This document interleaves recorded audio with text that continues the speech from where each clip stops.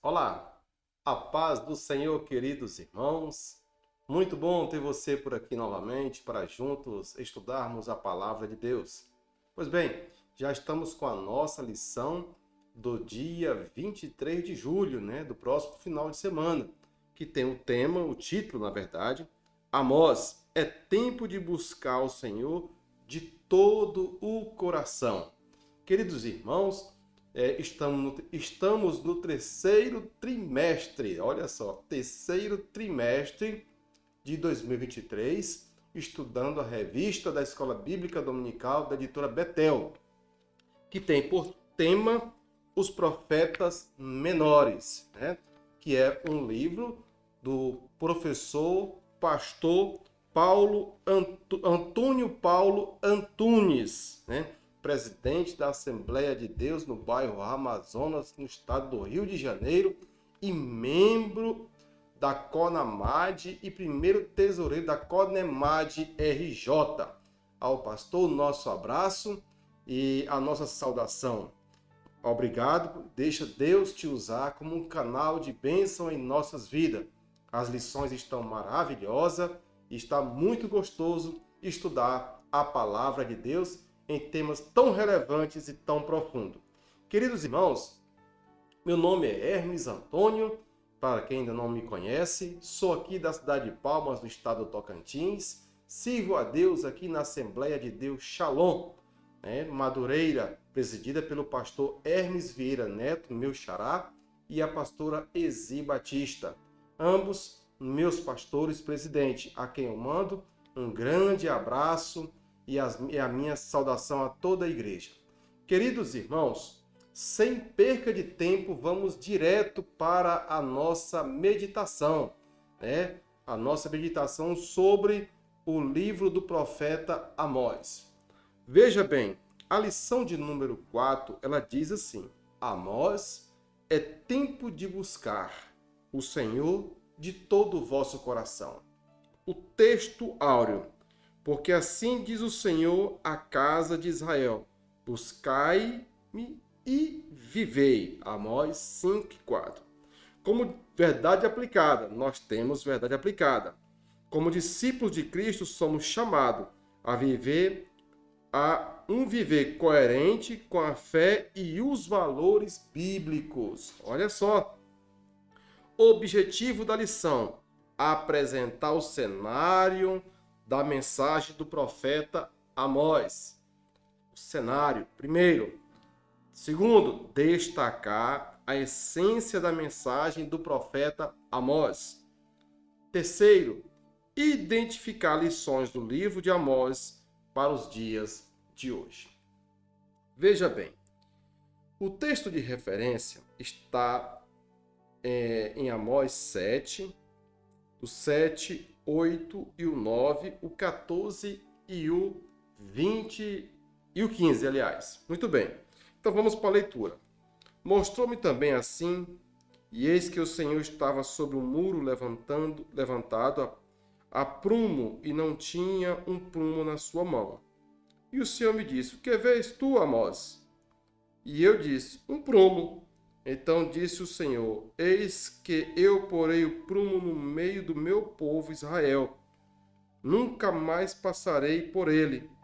Mas os altos de Isaque serão assolados, destruídos os santuários de Israel, e levantar-me-ei com a espada contra a casa de Jeroboão.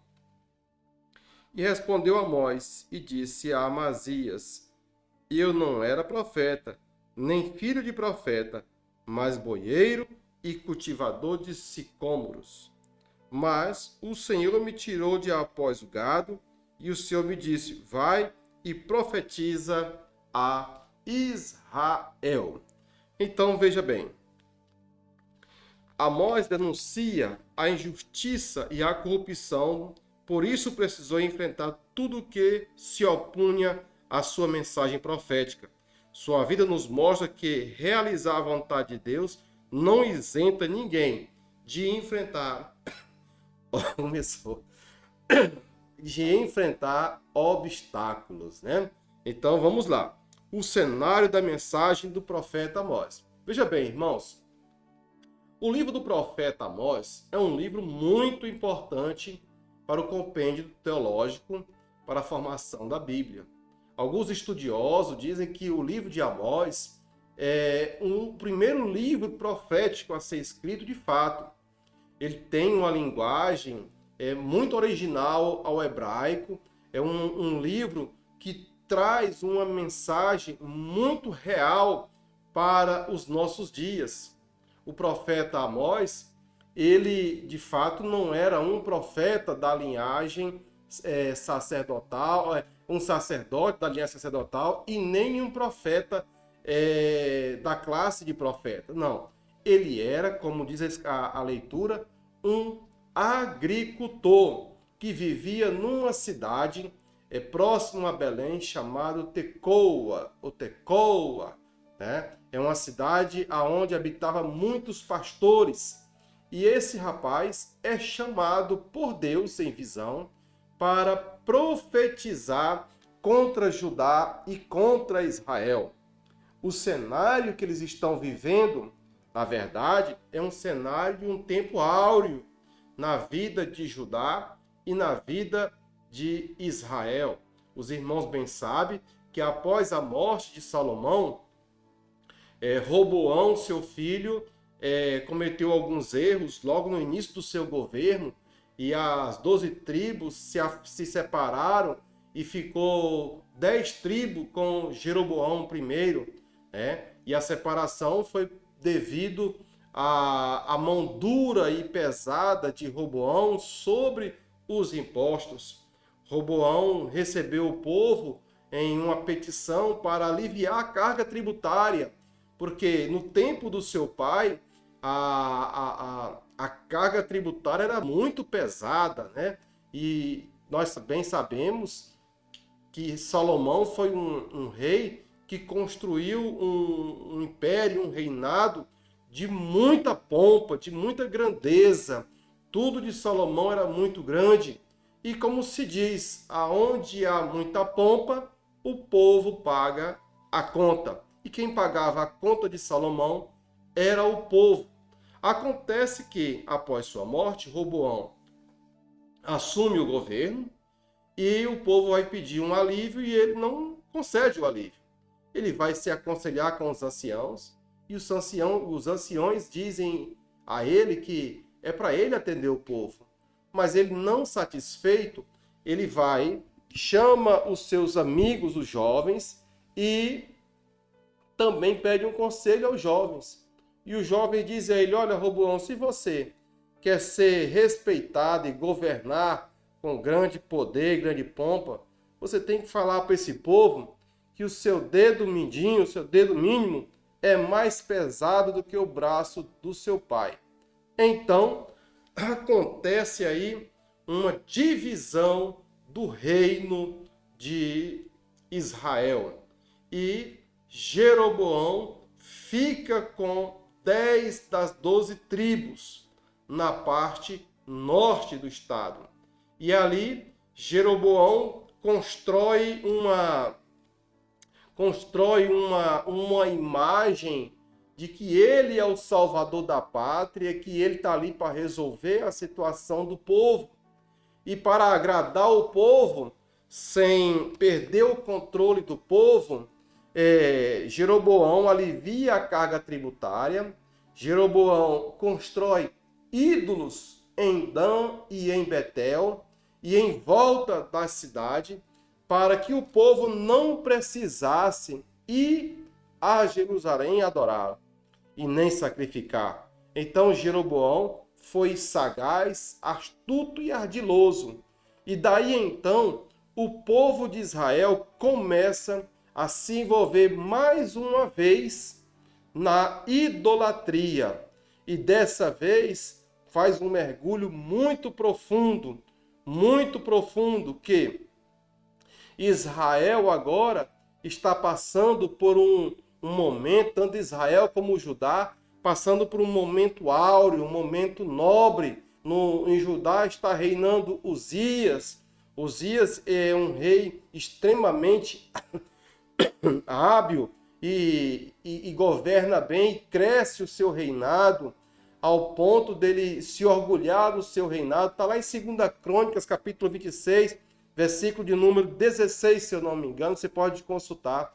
Uzias é um rei que se engrandece bastante, mas fica vaidoso, orgulhoso, e entra no templo para sacrificar a Deus no lugar dos sacerdotes, e isso desagrada a Deus, e Uzias é atacado por uma lepra imediatamente. Os detalhes dessa história você pode consultar em 2 Crônicas, capítulo 26, para você enriquecer o seu prelúdio, a sua entrada na aplicação da sua aula domingo próximo.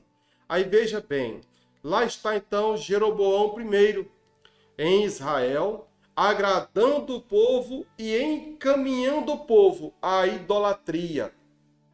O povo então começa a mergulhar numa idolatria muito profunda. Ele constrói 2 bezerros de ouro em Betel e diz ao povo: olha, agora vocês não precisam mais ir em Jerusalém para adorar. Agora nós temos deuses aqui, adoremos aqui em Israel. E ele espalha essa idolatria por todo o reino. E o povo mergulha nessa idolatria. De um outro lado, Israel e Judá estão vivendo também um tempo de paz. Por quê? As nações circunvizinhas estão em paz com eles, elas estão em outros negócios.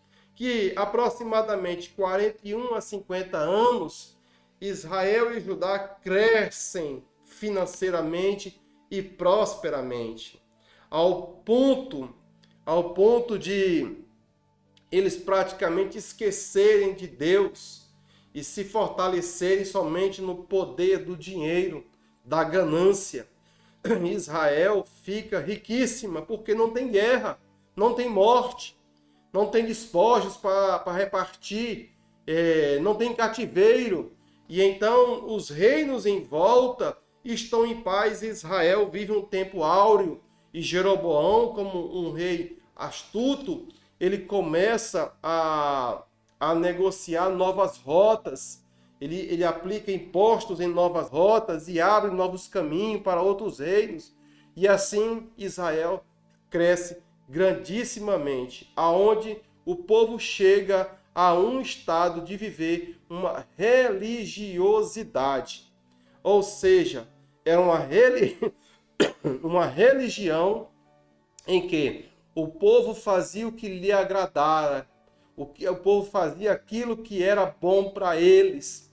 Não havia ensinamento da palavra, não havia correção. O povo fazia aquilo que lhe agradara. Eles iam sim ao templo, eles iam a adorar, mas do jeito deles, como eles queriam, sem saber se estavam agradando a Deus ou não. Porém, diante desse cenário, surge agora então um cenário de injustiça social, de corrupção, de idolatria e prostituição tal que nunca houve em Israel. E agora, ou seja, uma situação tal, juntando todo esse arcabouço de situações. Prosperidade, aliada à idolatria, aliada à corrupção, aliada aos desmandos da justiça, aliada aos desmandos dos reis, dos sacerdotes, e enfim, o cenário perfeito para Israel estar mergulhado em uma profunda crise moral. Este é o cenário que aparece este cidadão. Veja bem, nós já sabemos que ele é uma cidade próxima a Belém, chamada Tecoa. Ele é de uma cidade muito pobre.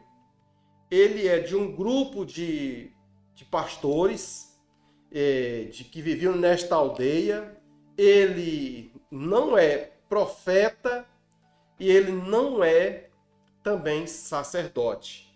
Pelo contrário, É um homem de pele morena, queimada pelo sol.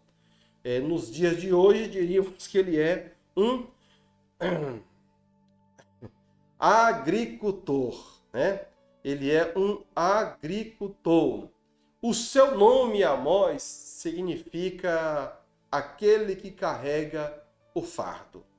E parece que Amós sentiu o peso desse fardo e começa a transferir para Judá e para Israel.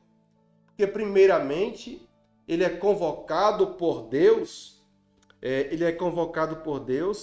para ir ajudar a profetizar. E depois ele volta para Israel. Vejamos o que diz aqui a palavra do Senhor na revista. O livro de Amós revela um cenário onde a religiosidade, como eu falei, era intensa. No entanto, o povo estava distante da presença de Deus. Era uma vida espiritual de aparência, embora continuassem a praticar os rituais exigidos pela lei. E em alguns casos, se excedessem na observância da lei, os corações estavam afastados de Deus, ou seja, não tinha esse problema. Sobre o profeta Amós, eu já falei quem era ele, onde ele estava, qual era o nome dele, o significado do nome dele. E Jesus é identificado aqui no compêndio teológico da Bíblia como Amós é identificado aqui como Jesus, aquele que carrega o nosso fardo. Jesus carregou o nosso fardo. Então, esse Amós aqui também aponta para Jesus que carregou e carrega os nossos fardos.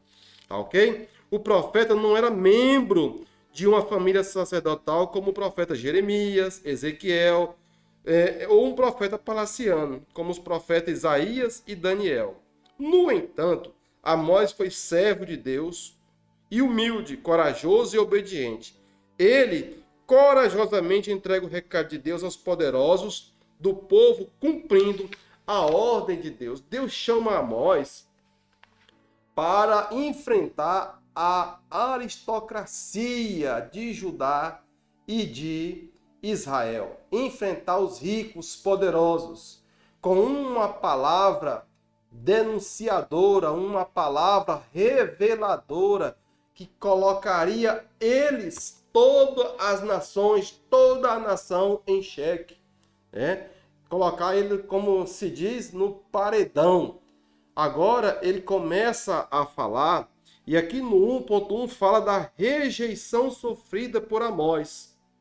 Amós, diante daquele cenário de intensa religiosidade, corrupção e opressão, o profeta Amós enfrentou forte oposição quando transmitiu a mensagem de Deus na cidade de Betel. Um sacerdote chamado Amazia tentou expulsar Amós do país quando ouviu as palavras que confrontavam o povo e os seus pecados. Amazia utilizou de falso subterfúgio para calar e intimidar o profeta. Olha, aquele que escolhe viver pela verdade paga mais caro para viver, mas vale a pena. O profeta aqui, ele sai da sua humilde terra, tendo um coração obediente para denunciar o pecado. O pecado moral, a religiosidade estava tanta dentro de Israel e de Judá que ninguém se incomodava com o que vivia, com o que via e vivia. Ninguém se incomodava com a pobreza. Ninguém se incomodava com a situação lastimável das famílias envolvidas no pecado. Veja bem que aqui no capítulo 1, Amós usa uma pedagogia para começar a pregar sua palavra. Veja bem, uma pedagogia muito interessante. Israel e Judá está cercado de nações inimigas, porém em paz. Mas ele começa aqui, no capítulo 1, no versículo 3 em diante, apresentando o juízo sobre Gaza, sobre Edom, sobre Tiro, sobre o que mais aqui? Gaza, sobre Tiro, sobre a Filístia, sobre Temã, sobre todas as nações que estão em volta, né? Olha, no versículo 10 do capítulo 1, ele fala assim: por isso porei fogo ao muro de Tiro. Tiro é uma cidade, e ele consumirá os seus palácios. Assim diz o Senhor: por 3 transgressões de Edom, e por 4 não retirarei o castigo, porque perseguiu a seu irmão a espada e aniquilou as suas misericórdias, e a sua ira despedaçou eternamente, e conservou sua indignação para sempre. Por isso porei fogo em Temã, e ele consumirá os palácios de Bosra. Assim diz o Senhor, por 3 transgressões dos filhos de Amon. E aí ele vai falando, ele vai denunciando. Ele passa por capítulo 2, pelas transgressões de Moabe. Depois ele fala sobre as transgressões. Quando ele fala das nações vizinhas, ele passa agora a falar das nações de casa, das cidades de casa, de Judá e de Israel. Eu penso que quem ouvia ele pregando e denunciando o juízo sobre as nações vizinhas, batia palma. Mas quando ele começou a pregar e denunciar o pecado de Judá e de Israel, eles rangeram os dentes e franziram a cara, em forma de rejeição. Agora, veja bem que aqui no capítulo, no tópico 1.1, se levanta um profeta chamado, um sacerdote, na verdade, chamado Amazias. Vamos riscar aqui, ó, sacerdote. Amazias rejeita ele e faz ameaças a ele para ele ir embora, para ele sair de Israel, para ele sair de Judá, e levanta uma denúncia falsa contra ele, né? Vamos ver o que diz aqui na revista. Amazias se utilizou de falso subterfúgio para calar e intimidar o profeta, e recorreu ao rei Jeroboão. Aqui já é o Jeroboão II, mentindo para obter a aprovação do rei e seu sucesso em seus intentos contra o profeta. Usou o povo contra Amós, está no capítulo 7, versículo 11, e desdenhou sobre a origem do profeta, usando-a como argumento para desacreditar sua mensagem. Está em Amós capítulo 7. Com a autoridade que possuía, tentou se proteger, citando o santuário do rei e não o templo do Senhor. Por que Amazias citou o santuário do rei? Porque o rei tinha construído altares em volta da cidade, em volta de Betel. Ele tinha construído também em volta de Belém, tinha construído também em volta de Dan. E depois que Jeroboão I morreu, Jeroboão II multiplicou os altares a fim de agradar o povo e não deixar o povo ir a Jerusalém. É assim que o astuto adversário trabalha para enganar o povo de Deus, a fim de amarrar, de persuadir, de engodar, né? Para que ele não veja, não entenda e não perceba nada, mas seja entregue à idolatria. E assim um pecado contra o Senhor nosso Deus. Então, Amazias tenta desacreditar Aí no 1.3 ele fala assim, a resposta do profeta Amós. Amós então responde ele, ó, realmente eu não sou o profeta, realmente eu não sou sacerdote, mas eu ouvi a voz do Senhor e o Senhor me levantou para pregar.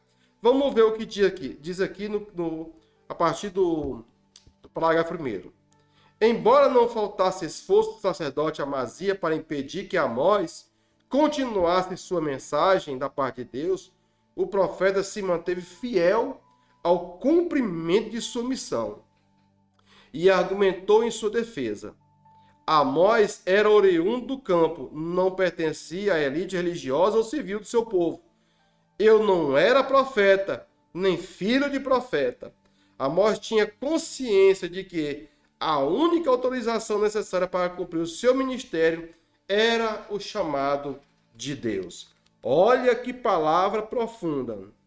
A autorização que você precisa, que nós precisamos para cumprir o nosso ministério é o chamado de Deus. Pregue a palavra. O profeta não se escondeu, não se calou ou mesmo se intimidou diante da ameaça sofrida pelo sacerdote. Alguém que supostamente deveria apoiá-lo, não apoiou. Pois bem, Amós está neste cenário, aonde o próprio sacerdote não quer reconhecer a forma que o povo está vivendo e nem ele está vivendo, que ele está vivendo. Uma religiosidade, ou seja, uma religião sem Deus, uma religião sem fé. Olha, irmãos, quando nós somos confrontados pela nossa religiosidade, não encontramos nenhum problema, é sinal de que tem alguma coisa errada. Por quê? Porque a nossa religião ela tem que nos confrontar diariamente. A prática de Israel e o que eles viviam eram duas pontos muito distantes do que eles praticavam e do que eles viviam. A vida do culto, elas tem que estar casada com a vida social lá fora. A vida social lá fora tem que estar casada com a vida no culto ou no templo. Eu não posso desassociar a minha vida da igreja, do culto, da minha vida lá fora. Não. Eu preciso manter este casamento e não praticar o adultério espiritual. Não é assim que funciona. Mas era assim que Israel estava vivendo, que Judá estava vivendo.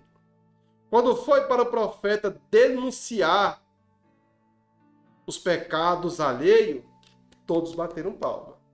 Quando foi para ele denunciar os pecados próprios da nação, aí se levantam os sacerdotes. Se você já viu uma história por esses tempos parecida, não é mera coincidência. A nossa vida de religião, de igreja, de culto, deve ser a mesma vida lá fora. Os meus negócios, a forma como eu faço para ganhar dinheiro, precisam estar em consonância com a lei de Deus, com a vontade de Deus.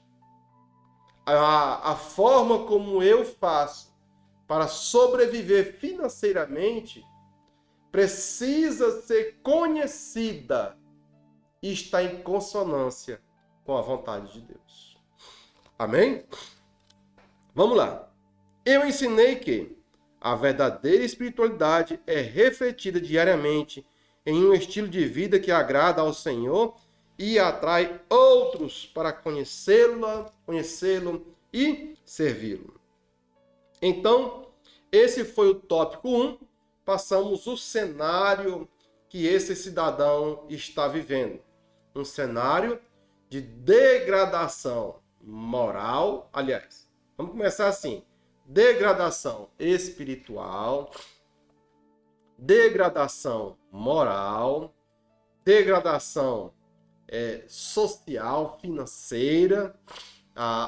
O dinheiro não faltava a Israel. Israel tinha casa de marfim. A riqueza era tanta que tinha gente que tinha casa de verão e casa de inverno. Tá quente? Vamos para casa de inverno. Tá frio? Vamos para casa de verão. As suas camas eram camas de marfim. As suas paredes das suas casas eram adornadas com pedras preciosas. Era esse o cenário de prosperidade que eu chamo de uma falsa prosperidade. É esse o cenário que Israel está vivendo. E aonde? Diz aqui ainda na palavra de Deus, que um pai e um filho entravam a uma moça para transgredir a lei do Senhor e não se comoviam com o pecado disso. Então vamos lá. Tópico 2. O livro de Amós pode ser dividido nos seguintes temas. Nos capítulos de 1 e 2, o profeta prega para o povo de Deus, especialmente o reino do norte, Israel, onde está Jeroboão II. Já nos capítulos 3 e 6, as mensagens de Amós são proferidas diretamente para Israel e seus líderes.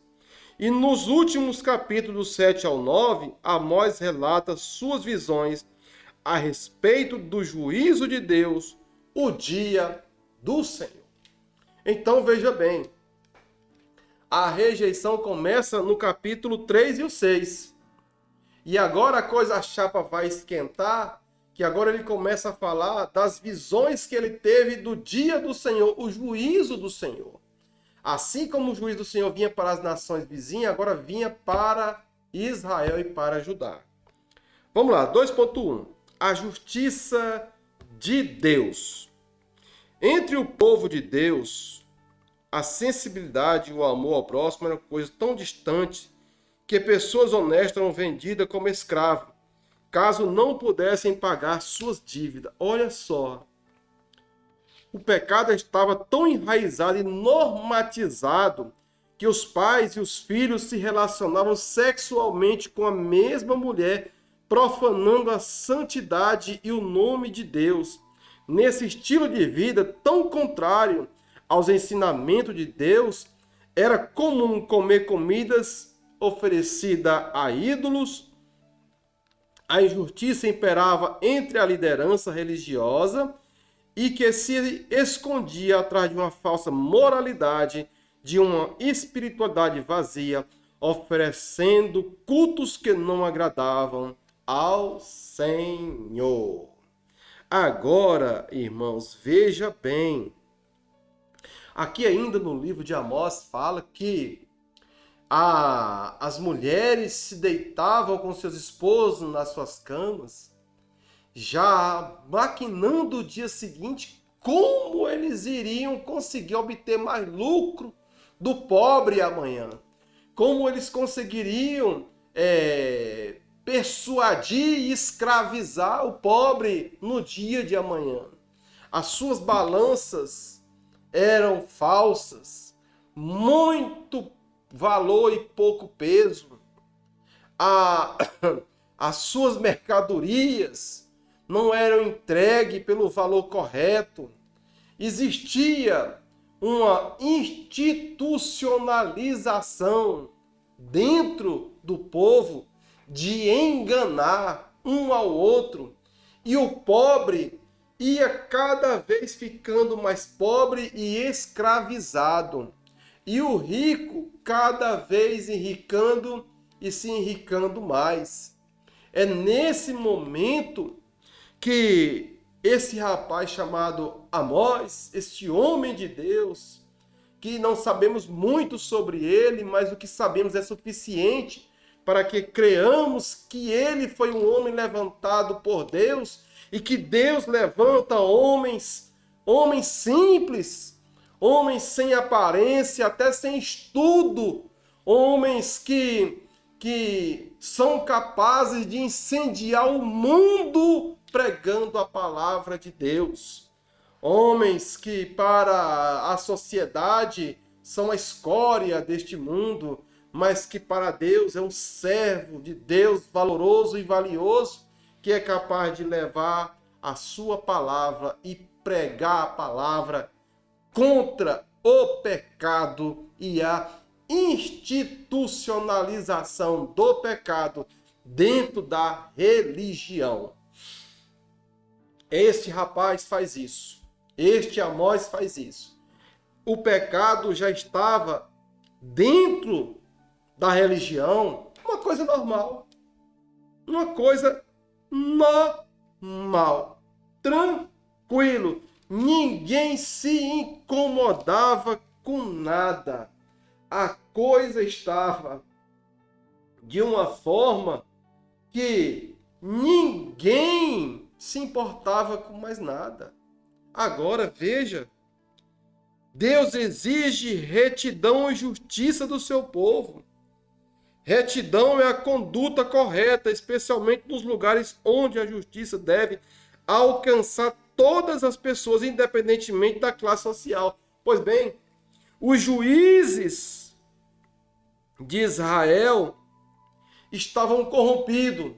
Quem não tinha dinheiro para pagar a propina não tinha direito de recorrer aos seus direitos. Até parece que isso foi ontem, né? Quem não tinha dinheiro para acessar a justiça, meu irmão, estava lascado. Todo o sistema judiciário de Israel estava envolvido na corrupção. Todo o sistema religioso estava envolvido na perdição e na corrupção. Todo o sistema de segurança daquele lugar estava envolvido em corrupção. E diz ainda aqui no livro de Amós e também lá em 2 Crônicas que Jeroboão, segundo, se enriqueceu muito com tudo isso. Muito, muito, muito com tudo isso. Pois bem, mas Deus exige do seu povo retidão e justiça. Deus não levantou um povo para compactuar com as injustiças. A partir da injustiça social. A justiça social na Igreja de Jesus não deve ser um calendário, uma data específica, não. A justiça social na Igreja do Senhor Jesus deve ser uma pauta constante, a todo instante, a todo momento. A igreja precisa acudir ao pobre e ao necessitado. Aí você me diz, mas minha igreja é pobrezinha. Sua igreja não é pobrezinha. É sua mente que é pobrezinha. É sua mente que não tem nada. Igreja, por natureza divina, ela é rica. A igreja, ela começa numa esquina, numa rua, num cômodo. E a pessoa, o homem, uma mulher cheia do Espírito Santo, cheia de Deus, começa a pregar que Jesus salva, que Jesus cura, que Jesus transforma vidas, que ele vai batizar com o Espírito Santo, que ele vai restaurar vidas. E daqui a pouco chega 10 pessoas, chega mais 10, aí chega um bêbado, chega um ladrão, chega um perdido, e daqui a pouco esse povo é acolhido na igreja e já vira obreiro, e aquele salão está pequeno, derruba-se uma parede, e depois compra-se um sonzinho melhor, E ali, com 1 ano, 2 anos, já não cabe mais o povo. Agora temos que fazer uma campanha para comprar o prédio e construir uma igreja. É assim que a obra de Deus é feita. É pregando Jesus Cristo, o Salvador da vida. E denunciando o pecado. Pecado impede qualquer igreja de crescer. Pecados ocultos, pecados sorrateiros, impede o crescimento de qualquer igreja. Pode fazer culto, pode adorar, pode cantar, pode ofertar, pode dizimar. Mas se não houver santidade na igreja, não há conversão de alma, não há presença do Espírito Santo, não há unção, não há bálsamo da alegria, não há o bálsamo de Gileade, não há línguas estranhas, não há, simplesmente não há.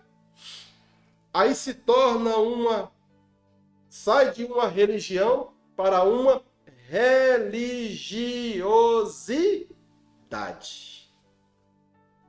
Por isso esse rapaz, esse cidadão, esse profeta, levantado lá em Tecoa, numa aldeia, era um homem diferente no meio de duas nações, por assim dizer. Deus achou um coração capaz de pregar a palavra de Deus como ela é, sem subterfúgios, sem passar azeitinho, sem dar mingauzinho. Não, mas a verdade simples como Jesus pregava. Conhecereis a verdade e a verdade vos libertará. Pois bem, virando a página, a justiça sem retidão não passa de um engano. Olha só o que o pastor Antônio Paulo está falando. A falta de retidão era sentida nas 3 esferas da vida pública no tempo do profeta Amós: nos tribunais, nas classes sociais, mais ferocidade e no culto a Deus. Cabe ao povo de Deus ser exemplo de retidão e justiça, amar a Deus e o próximo de forma prática e não apenas com discursos evasivos e vazios, especialmente os menos favorecidos, isto é, os menos amados na pátria amada Brasil. Então, meus irmãos, a nossa religião, ela deve ser uma religião que está casada com a verdade e a justiça. E eu, enquanto participante dessa religião, devo estar casado com a verdade. E a verdade que eu pratico na igreja deve ser a mesma verdade que eu pratico no meu trabalho, no banco, nos meus negócios. Quando eu vou fazer a minha restituição da receita, eu também preciso ser rente verdadeiro. Se tem uma restituição para receber e seus valores não alcançam aquele recebimento, não tente corromper o contador para que ele faça manobras para que você receba mais. Isso é pecado. Não é assim que se é exemplo. Aquele dinheiro não é seu. Aquele dinheiro também não é do povo. Aquele dinheiro é do contribuinte. É do governo para administrar.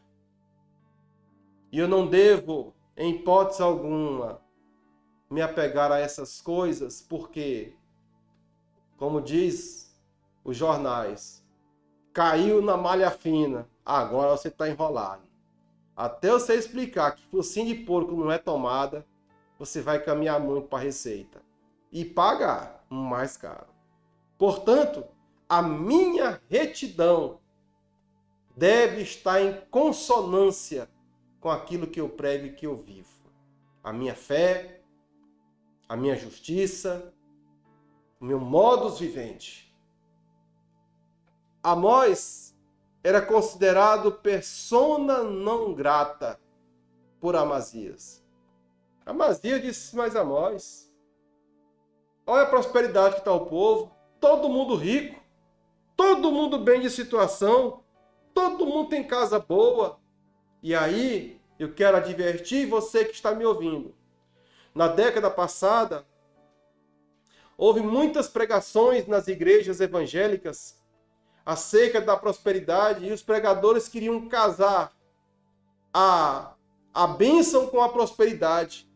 E que se a bênção e a prosperidade tivessem casada, era sinal de que você é um homem de Deus, um escolhido, um eleito de Deus. E isso não é verdade. Porque há dois tipos de prosperidade. Há a prosperidade que é fruto do seu trabalho, do seu esforço, do seu labor. Aquela que você conseguiu na raça, no sangue, acordando às 4 da manhã e dormir às 10 da noite e produzindo incansavelmente. Essa prosperidade veio de Deus, é fruto do seu labor. E há a prosperidade que veio de forma enganosa, ludibriando, sonegando, enganando. Olha o gerúndio. Há uma prosperidade que veio e que vem, que traz uma aparência de verdadeiro, mas no fundo é falsa. Como que eu, como que você, como que nós podemos nos apropriar de tal coisa e dizer que foi Deus que nos deu, sendo que não foi Deus que nos deu? Foi a ardileza do pecado e a sutileza do coração. Então, isso não é verdade que a prosperidade é sinal de que você é um abençoado de Deus. Israel não entendeu o processo da eleição, a teologia da eleição.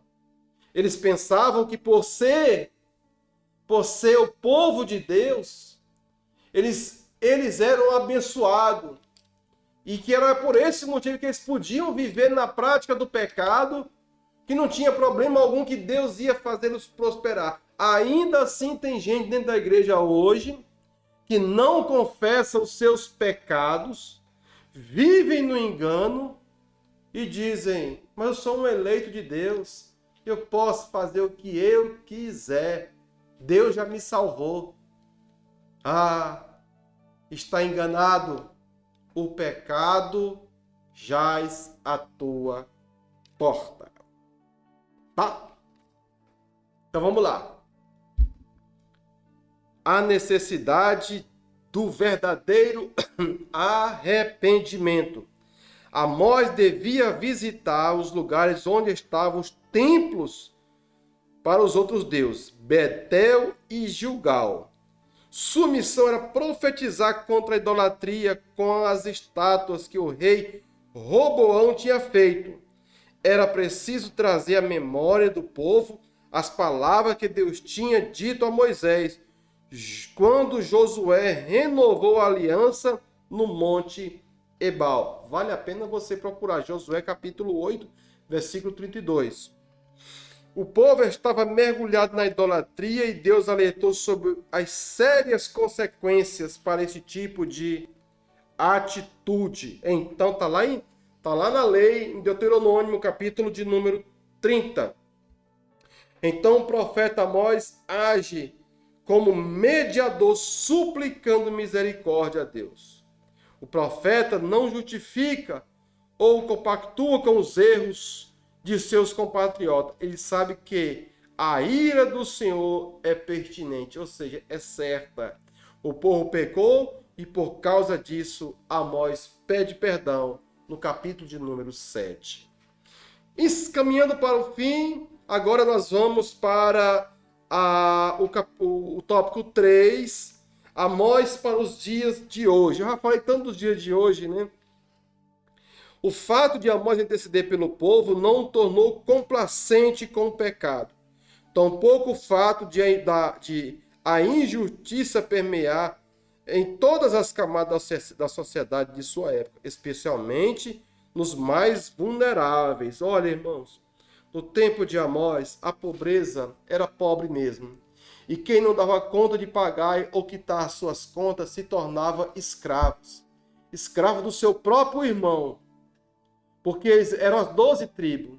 Tinha 10. E as 10 faziam isso entre si, escravizando uns aos outros. Amós não deixou de cumprir seu ministério e anunciar o eminente juízo de Deus. O juízo de Deus estava por vir e não ia demorar. Agora, no tópico no 3.1 diz o seguinte: privilégios e responsabilidades. Pois bem, o fato de Israel ser o povo escolhido trazia-lhe a falsa segurança de que estavam isentos do julgamento de Deus. Foi o que eu falei agora há pouco. Ora, nós somos povo de Deus. Nós estamos prosperando. Quanto mais nós pecamos, mais prosperamos. O profeta Amós, porém, os confrontou com tal pensamento. Amós 3:2. Veja só, 3:2. De todas as famílias da terra, só a vós vos tenho conhecido. Portanto, eu vos punirei por todas as vossas iniquidades. Aí ele faz 7 perguntas, né? Porventura andarão 2 juntos se não estiverem de acordo? É Deus perguntando para eles. Nós estamos em desacordo, não temos como andar juntos. Rugirá o leão no bosque sem que tenha presa? Levantará o leãozinho no seu covil a sua voz, se nada estiver apanhado? Cairá a ave no laço em terra, se não houver armadilha para ela? Levantar-se-á da terra o laço sem que tenha apanhado alguma coisa? Tocar-se-á a trombeta da cidade, e o povo não estremecerá? Sucederá algum mal na cidade sem que o Senhor tenha feito? Certamente o Senhor Deus não fará coisa alguma sem ter revelado o seu segredo a seus servos, os profetas. Irmão, isso aqui dá uma mensagem de arrancar pica-pau do oco, né? Rugiu o leão, quem não temerá? Falou o Senhor Deus, quem não profetizará? São 7 perguntas retóricas que todos eles sabiam do que estava se tratando. São 7 perguntas para fazê-los pensar, para trazê-los à realidade. Porque, irmãos, mais na frente, ele vai fazer um questionamento. E assim, não é de vocês, não é vocês que eu tirei da escravidão do Egito. Não é vocês que por 40 anos eu guiei no deserto. Não é vocês que eu dei filhos nazireus desde o ventre e vocês deram vinho para eles. E Deus começa a fazer questionamentos profundos através de Amós. E Deus continua hoje nos fazendo questionamentos acerca do nosso modo vivendes. Acerca do nosso modo de encarar a nossa fé, a nossa religião, os nossos dízimos, nossas ofertas e nossa vida lá fora após o culto. O destaque particular de Amós é o seguinte: quanto mais perto de Deus se encontra, mais próximo o juízo e mais certo o julgamento. por causa do privilégio de serem salvos, mas será exigido daqueles que mais receberam maior luz e maior risco. Ou seja, nós fomos eleitos no Senhor, como diz o apóstolo Paulo, desde a fundação do mundo, não para sermos pecadores eternos, mas para sermos santos. Deus nos elegeu antes da fundação do mundo, um povo especial e zeloso de boas obras, para ser um povo santo, separado, seu. Um povo que olha com seu olhar de justiça e não aceita as injustiças. Um povo que devolver um troco no caixa de um supermercado não é nada especial e colocar em Facebook, em rede social, não. É a coisa mais natural para nós que somos filhos de Deus, que somos cristãos. Isso é coisa comum para nós, pagar os nossos impostos, porque nós temos para dar ao pobre. Nós não emprestamos a Deus, que Deus não precisa de empréstimo nosso, e nem emprestamos ao pobre, não, e nem damos coisas ruins aos pobres, não. Nós damos o que é de melhor, porque Deus nos fez abençoados. É assim que funciona. É esse pensamento que Amós está querendo trazer ao povo e dizer, olha, e vem aí um juízo de Deus sobre Judá e sobre Israel, que vai acabar com tudo isso aqui. Vai ser pior do que o terremoto que houve lá em Judá. Vai ser pior do que aquele terremoto. Vocês vão ver o que vai acontecer quando o leão rugir. Amós capítulo 7. O Senhor Deus assim me fez ver, e eis que ele formava gafanhotos no princípio do rebento da erva seródia, e eis que era a erva seródia depois de findas as ceifas do rei. E aconteceu que, tendo eles comido completamente a erva da terra, eu disse, Senhor Deus, perdoa, rogo-te, quem levantará Jacó, pois ele é pequeno. Então o Senhor se arrependeu disso não acontecerá, disse o Senhor. Assim me prostrou o Senhor Deus, e eis que o Senhor Deus clamava para contender com o fogo, e este consumiu o grande abismo e também devorou uma parte da terra. Então eu disse, Senhor Deus, cessa, eu te peço, quem levantará Jacó, pois é pequeno? E o Senhor se arrependeu disso, nem isso acontecerá, disse o Senhor.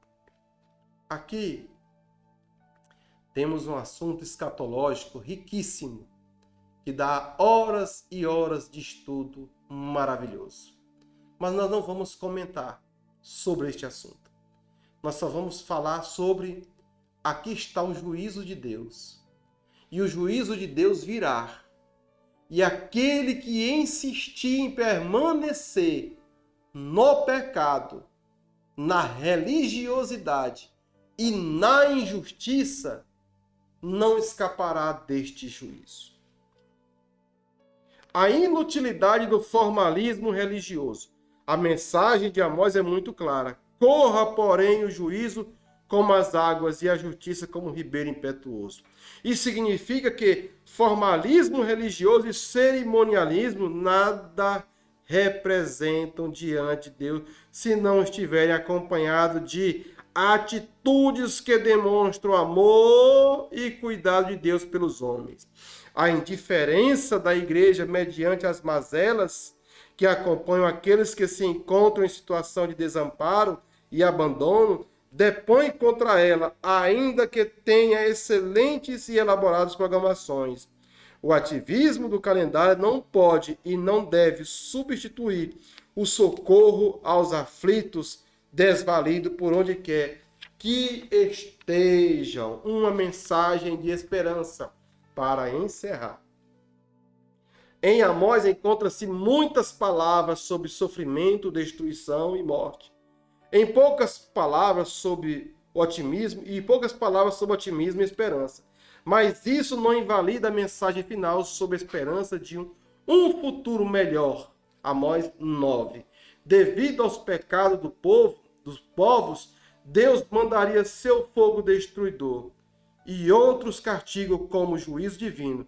Mas no final da mensagem, o profeta reforça a graça e a misericórdia e o amor de Deus ao se referir à oportunidade que todas as pessoas de todas as nações receberiam a mensagem da salvação da descendência de Davi, a saber, Jesus Cristo, o nosso Senhor. Queridos irmãos, chegamos ao final de mais uma lição. Glória a Deus! Eu estou muito feliz. Eu estou muito contente, porque aqui nesse lugar está uma graça muito grande do meu Jesus. E o meu Jesus, o teu Jesus, o nosso Jesus, é muito bom. E compensa pregar esta palavra, compensa anunciar esta palavra e compensa denunciar o pecado. Compensa falar do amor de Deus, compensa pregar uma mensagem de fé e esperança e amor, compensa anunciar a salvação em Jesus Cristo. Não tenha medo de pregar a palavra, não tenha medo de anunciar a palavra, não tenha medo de denunciar o pecado. Seja você o Amós para esta geração. Não concorde com o pecado e nem se assente na roda de escarnecedores. Faça justiça e seja justo em nome de Jesus. Assim, portanto, encerro esta lição pedindo a vocês que compartilhem este vídeo, se inscreva em nosso canal se você não está inscrito ainda. Estamos precisando de inscritos. Eu preciso atingir rapidamente umas 1.000, 2.000 pessoas e está difícil, porque as pessoas assistem o canal, mas não se inscrevem. Então, eu quero pedir a você que nos ajude a levar esta mensagem mais longe, se inscrevendo no canal, compartilhando e dando aquele like. A paz do Senhor, e não se esqueça, se concentra nos objetivos da lição, vai orar, põe fogo na tua lenha e deixa o fogo queimar nos corações dos irmãos no próximo domingo. A paz do Senhor, Deus te abençoe.